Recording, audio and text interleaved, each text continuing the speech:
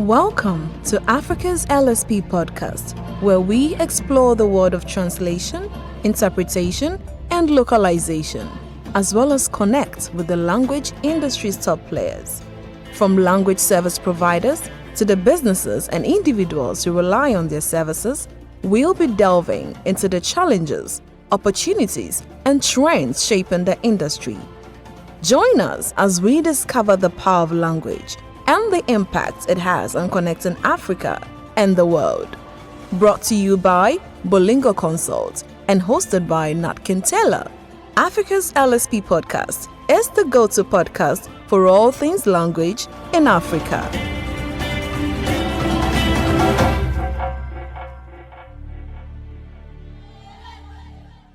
Welcome, listeners. I'm Natkin Taylor, and you're tuned into Africa's LSP podcast. Today, we're going back to Nigeria to speak with a very distinguished guest who came in highly recommended. We're going to delve into his journey as a translator and content writer and explore the challenges and potential opportunities for his languages of focus. Welcome, Sopuru, to Africa's LSP podcast. Thank you. Right. Like I told you the first time we spoke, your name intrigues me a lot. So maybe we can start with you telling us the meaning of your name, and then if you can also tell us a bit about what you do. Okay. My name is Sopuru Egbodo. And Sopuru is an Igbo name. It's a short form of Sopuru Chukwu. And Sopuru means respect. And when you add the other part of the name, that's Sopuru Chukwu, it means obey God or respect God. I am a content writer, and I'm also an English to Nigerian Pidgin and Igbo translator who has worked with several companies so far. That's what I do. Great. Could you share with us how your journey began in the field of translation and language services, and what led you to specialize in Igbo and Nigerian Pidgin? I mean, was it primarily driven by your native proficiency in these languages, or did you actually identify a significant demand for these languages in the industry? Well, first and foremost, those two languages are the languages I can speak and write in very well. That was the number one reason. Then secondly, when I started out initially, I was a content writer.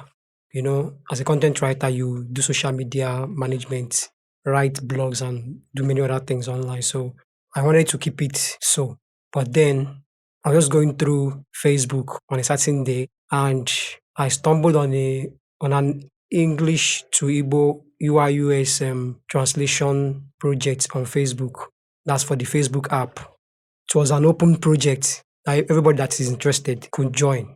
So I also went through the translations, and I was seeing a lot of errors from the people that were already volunteering. So the thing got me vexed. I was like, they can't be misrepresenting Igbo this way. So I had to join in the translation. And so far, I've corrected a lot of words there that has been approved. I've also done my own original translations there that have been approved as well. And that was the first experience in translation. Then I also saw another opportunity. That was in the same 2016, an opportunity to do translation from English to Igbo and English to Nigerian Pidgin for a particular project for an NGO in Abuja. The NGO, their work is on creating cancer awareness and also helping cancer patients get treatment. So they were getting ready for a kind of street awareness campaign. So they had to translate a pamphlet to those two languages. So when they put it out there, I saw the opportunity online, and I as well joined and did the translations in the two languages. That was how I started. Then after that, I put up the experience on my LinkedIn profile. After some years, I wasn't even considering myself a translator. I was just doing my content writing thing. Then one day I got a message from someone in Vista Tech. They hired me to do translations for them. So that was how I decided to go professional in translation. That was how I became a translator of Igbo and Nigerian Pidgin, basically. Awesome. Before we move into your work as a translator, let's look at Igbo being your main language of focus. What in your opinion makes the Igbo language and its speakers unique and interesting? Okay. Igbo is one of the major languages that is spoken in Nigeria, and you find majority of Igbos in southeastern Nigeria that is made up of 5 states: Abia, Imo, Ebonyi, Enugu, and Anambra states. You find majority of Igbos there. That's their ancestral homes.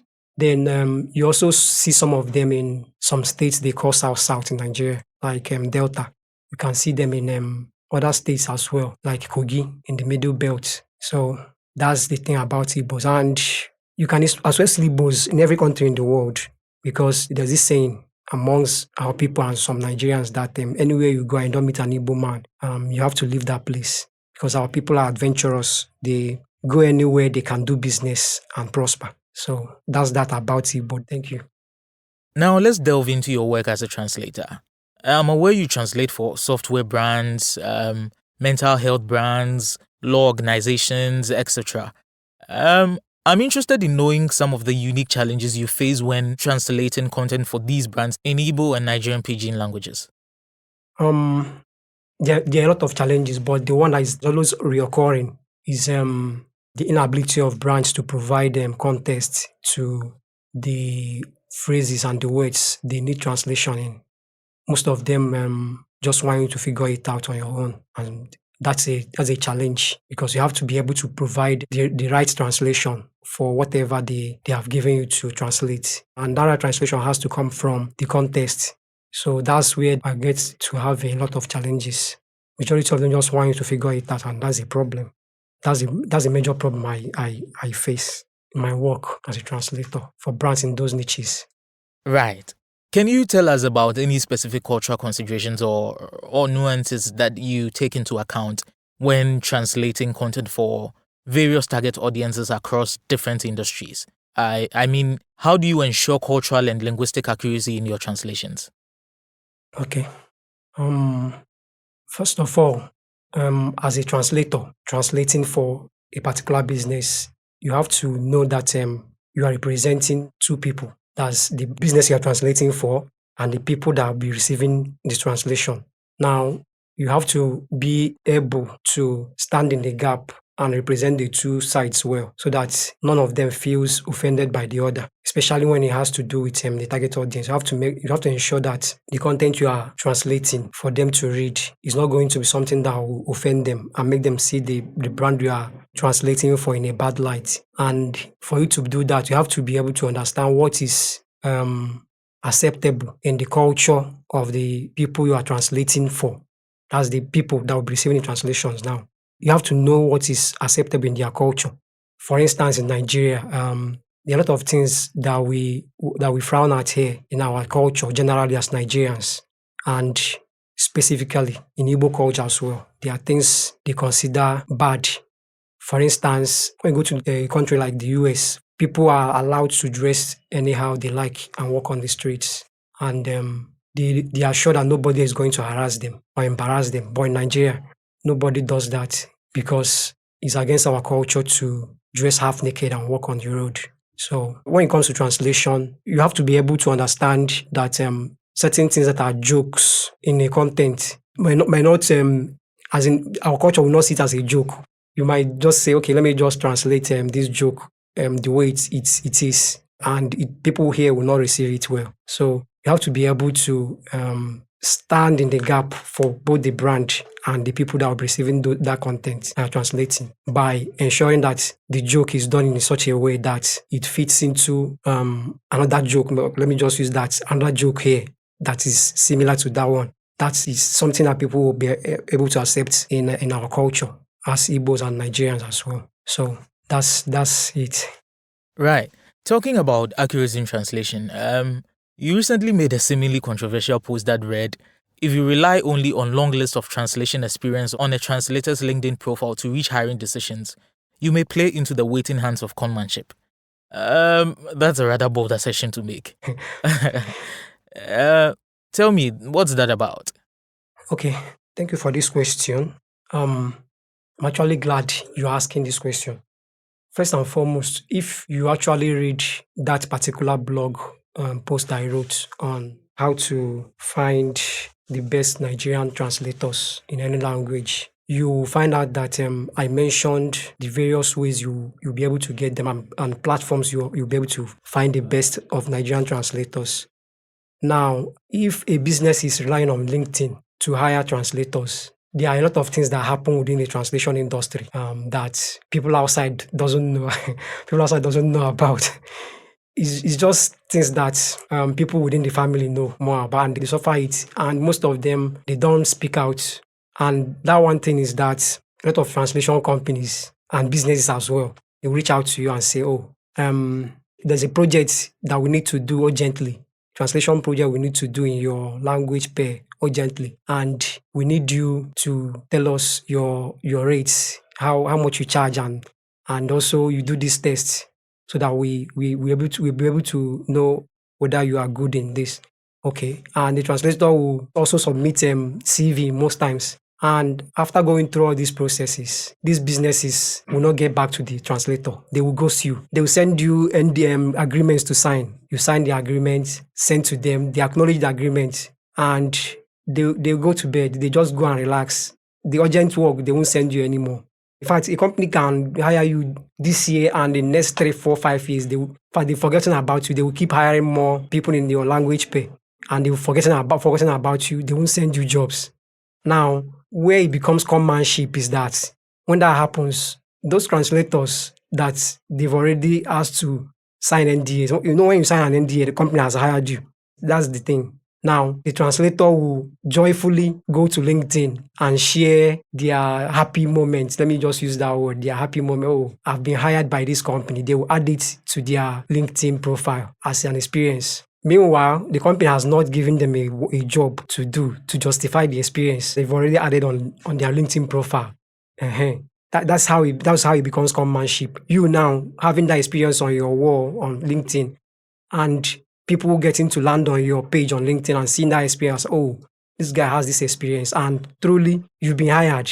It's not a fault of the translators that they've been hired and ghosted on, but for them to have that experience there, and they will be deceiving more people that will be seeing that experience on their LinkedIn profile. So it becomes commanship, even though the translator didn't mean it that way. They are just sharing what they feel like should be their experience on LinkedIn. So many people just get deceived because of that, and they also hire them because of the experience that they've not even done anything on. So that's why I say it's commanship. But like I mentioned in the blog post, there are a lot of ways to actually get the best of translators in Nigerian languages. Some of them are offline, and that has to be, you have to get those people through the translation companies that have worked with them in the past. And that's the best way to get the best translators, because they already have people they've worked with in the past. Then the second way I mentioned LinkedIn. Yeah, LinkedIn is a very good platform where you can get very good Nigerian translators. You can know them from the experiences they are sharing on LinkedIn and from their profile as well. That's why I now mentioned that the profile can be deceptive sometimes if they do not have a real life experience on what they are adding on their profiles. So that's the second part. Then the third part is you can get them on pros as well. But on pros, you have everybody on pros. But there are also ways to actually get to know the best. And there in my article, if you like to know more about it, you can read the article and see what I said there. Thank you. Very well then. So for our listeners who haven't seen or read this post by Sopuru, we will share a link to the post in the description of this episode. Now, Sopuru, since we are on the matter of controversies, here's one question that is likely to generate some more controversy.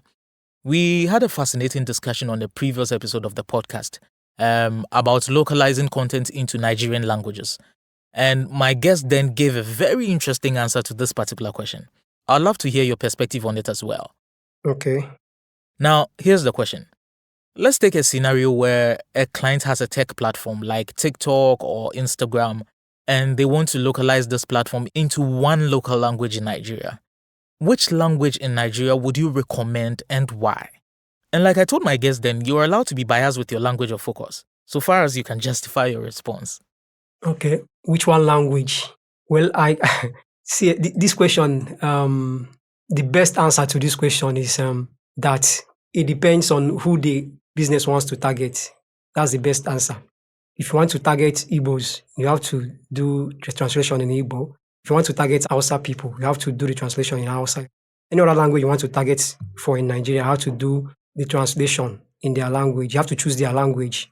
But if you want to get the whole Nigeria into your net, then you have to translate in Nigerian Pidgin.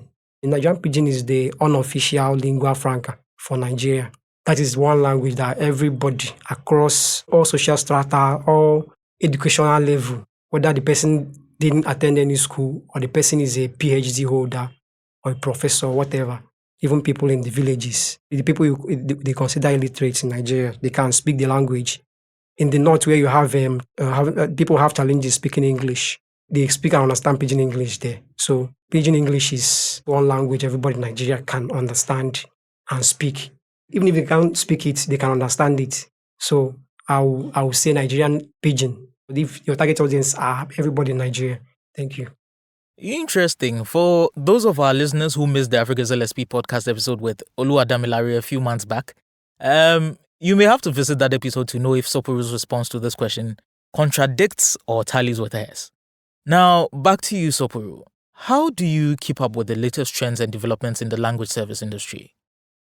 Well, you know that translation is for the people. So since you are doing translations for the people, that means you have to mingle with the people and know what new languages are springing up in that particular culture or the language. Like Nigerian Pidgin is very, very dynamic. The languages are just coming up every day like trends. That's how you are hearing Ichoku from the video. And it's becoming a Nigerian Pidgin language. So you have to just blend with the people, understand what is a trend among them. And that's one thing every good translator or good translators do. Then how I keep up with the trends in the translation industry, I attend conferences, mostly online, because in Nigeria, I don't think there are bodies that host translation conferences. I attend seminars online. Notably, one of them is there's this lady. I think she works for this company, Adi. Adi is good with hosting all these seminars and the rest. So I attend a lot of her programs, as well attend a lot of programs across the world online. So that's basically how I keep up. Right. Still on the issue of trends and developments, with the increasing digitalization and globalization of businesses, how do you see the demand for Igbo and Nigerian Pidgin translation services evolving in the future?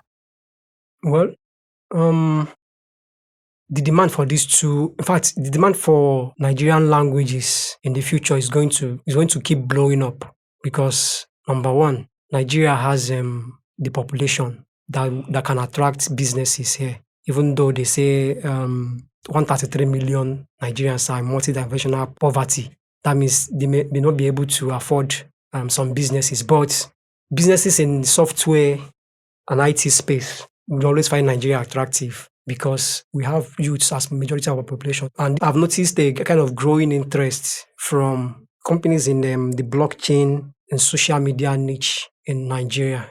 I've noticed a kind of, I call it a trending interest in Nigeria. So I expect it to keep blowing up as the years roll by because businesses will keep rolling out apps. They'll keep rolling out innovations, softwares, and a lot of tech innovations. So definitely, it's going to keep blowing up. It's not going to stop. Great. So, as we wrap up our discussion, Sopuru, as a native speaker of Igbo and Nigerian Pidgin who has succeeded in turning your knowledge and passion for your native language into not only a business but a global solution, what advice would you give to young aspiring Africans looking to specialize in African languages? Well, number one, I'll tell them to go for it because if you are good in your language, you can speak your language very well. You are sure you can speak very well, not the one that you assume that you can speak. You can speak it very well. You can as well write very well in your language. You go for it because if people keep misrepresenting your language through translations, somebody has to go and do the corrections. And that's the number one reason I'll say go for it. Then secondly, the translation industry is a lucrative, I will not lie, is a lucrative industry for Africans because of the exchange rates. Like right now in Nigeria, for instance, the naira to dollar exchange rate is 850 naira. And if you make $1,000 from a project, that's 850,000 naira instantly. Now, if you make more, let's say $3,000 in a month, you know what that means for a youth in a country like Nigeria where jobs are scarce. You know what that means. So go for it. The economic gains are there. The chance to represent your culture well as per the translations we have out there is also there. In fact, I noticed that there's a lot of untouched territories in translation in Africa. But me, I've decided I'm going to focus on the language I'm doing on. I'm sure you know I also work with other Nigerian translators in other languages. Like I get projects in their language and they work on it. There are a lot of opportunities that have not even been touched in the translation industry. If you go online, there are a lot of contents that have not been created in the Nigerian translation. So there's a lot of opportunity. So I would say anybody willing to go into translation from Africa, go for it. The opportunities are there. But you have to ensure that when you are there, you are the best. That's what will differentiate you from, because in fact, a lot of people are joining now. Like in Igbo, you have a lot of Igbo translators, a lot of Hausa translators, a lot of Igbo Yoruba translators. But how many of those people are good in what they are doing? Or they are just doing it because of the economic benefits? When you are there, strive to be the best and represent your culture well, your country as well. Because if you don't represent your country well through your work, then the bad name that Nigeria or your country has in the international scene will just keep growing. And you'll be a contributor to it. And that will be bad. So ensure you are the best. Give your clients the best as well. And do the right things. Now, for people that are still just trying to join, you can start out as a volunteer. That's how I started. Because if I didn't volunteer for Facebook and the other non-governmental organization, no company would have hired me because they won't know I can do those things. So that's what I would say. Awesome. Many thanks, Sopuru, for being part of Africa's LSP podcast today. Your contribution has been incredible. And to keep the conversation going, we'll provide our listeners with direct access to your LinkedIn profile and website. Thank you again for being with us. Thank you.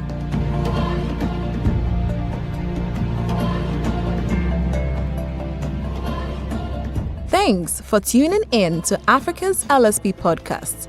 We hope you enjoyed the conversation and learned something new. For feedback or enquiries, reach out to us at podcast@bolingoconsult.com. Don't forget to subscribe, rate, and review us on your favorite platforms. Until next time, stay curious and keep growing.